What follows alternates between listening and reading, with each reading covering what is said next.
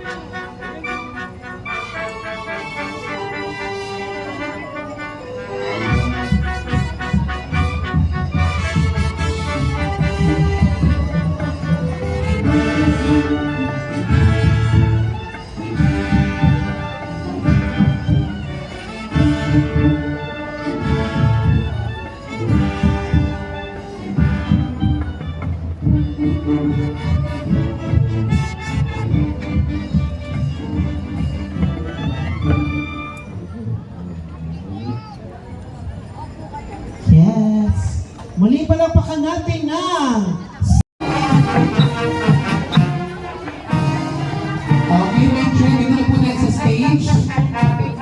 Dito na po tayo sa stage yung ating mga majorette. Okay?